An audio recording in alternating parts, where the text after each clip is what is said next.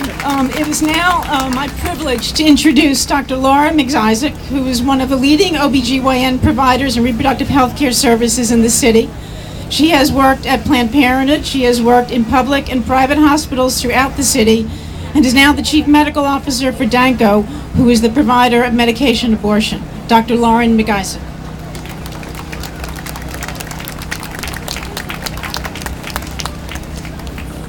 Hi, and thank you all for coming. I'm going to wing it and try not to break down too many times.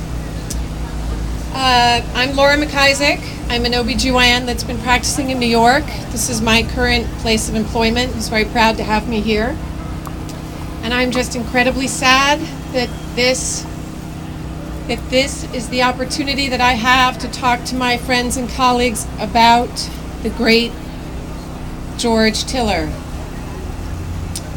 I want to start by talking about how much support he provided for those of us who are gynecologists who take care of women throughout pregnancy for all their needs.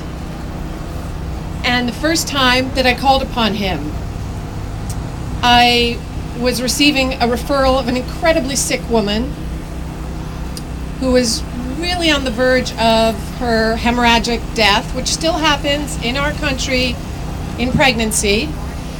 And I knew that I needed to empty that woman's uterus so quickly in order to save her life. And in this particular situation, the fetus had already demised. The skill set to take care of her quickly, the person I couldn't think of anyone else who could help me better than Dr. Tiller. And although we had met at academic conferences, I had never really connected with him personally. So I quickly called his office and explained who I was and that I needed some advice and I needed it now. And within a moment, he was on the phone with me and literally talked me through the most complicated procedure that I had sort of done to date. And the incredible experience and clinical acumen and profound compassion that he showed to me, someone I didn't even know, to try and help a patient that he didn't even know. And truly, the conversation that we had on that afternoon resulted in my taking incredibly good care of an incredibly sick woman 2 hours later and saved her from the downhill course of maternal death that happens frequently enough in my profession. So that was the first time that I connected with him about a decade ago.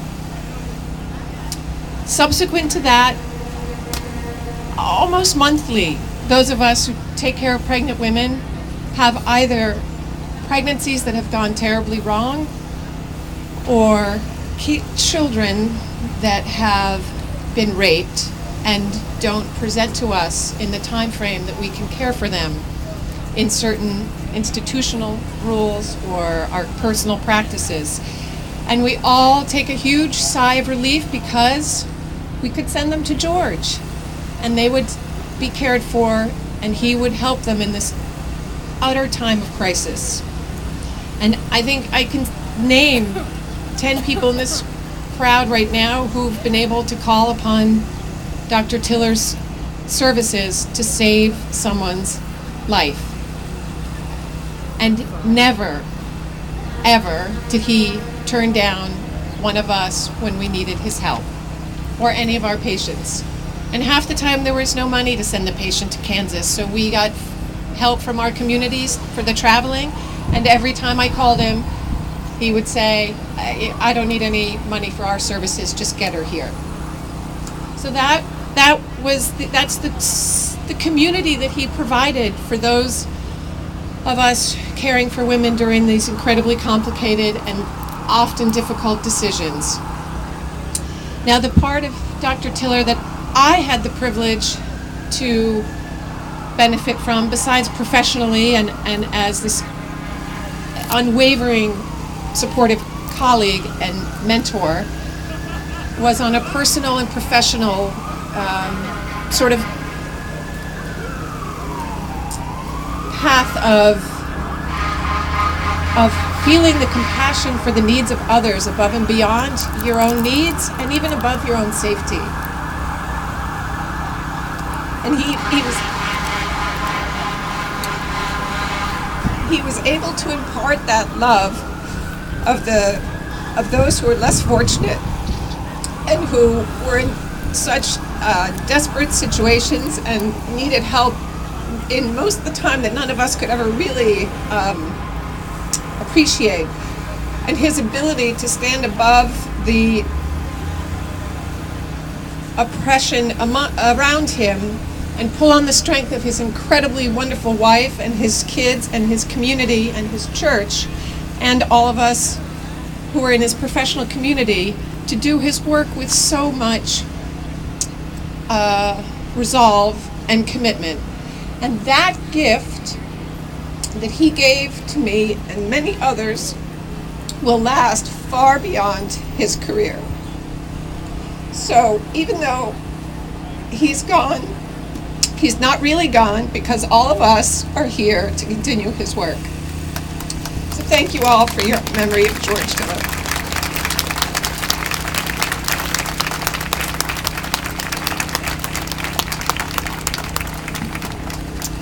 We owe an incredible debt of gratitude to providers like Dr. MacIsaac, and I'd like us all just one more time to thank her for being here today.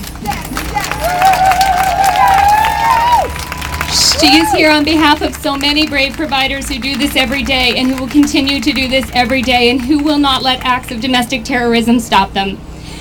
And us being here will be part of the reason they continue to do that. And one of the things I wanted to say is that we just heard a little bit before we were coming here is that some of you may know the name of Dr. Leroy Carhart. And he is a doctor who is also trained in doing abortions for women who need them desperately, especially later in pregnancy when they have situations like those Dr. MacIsaac described. And he is actually on his way to the clinic in Kansas to serve the women who Dr. Tiller was supposed to serve this week.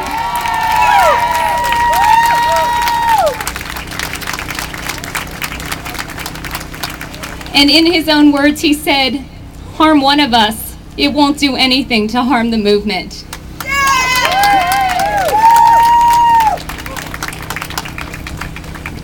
We will continue to move forward. I would like to, I'm sorry, I'm working on the schedule here, but I'm feeling a little choked up, as we all are, and I think we all should feel that way because we did have a huge loss. I would like to, we're here in New York City, and there are a lot of reasons we are lucky to be here in New York City because we really have incredible elected officials who stand with us and by us and stand up for this issue. I received a statement before we came here as well from Mayor Michael Bloomberg that I would just like to read to you all. The statement by Michael Bloomberg on the murder of Dr. George Tiller. "I am shocked, saddened, and filled with outrage at the murder of Dr. Tiller at his church. Dr. Tiller was a person of faith, an advocate for women's health, and his contribution to women's freedom was immeasurable. Despite threats of violence, Dr. Tiller remained committed to his patients and to his work. My heart goes out to his family as they cope with this unspeakable tragedy, and to the millions of other women's health providers who are harassed and live in fear on a daily basis." We should be very proud to have a mayor who would issue a statement in such support of a man such as George Tiller. I would like to bring one of our members of our city council who's asked to speak up today, a wonderful advocate for women's health, Queen City Council member Eric Joya.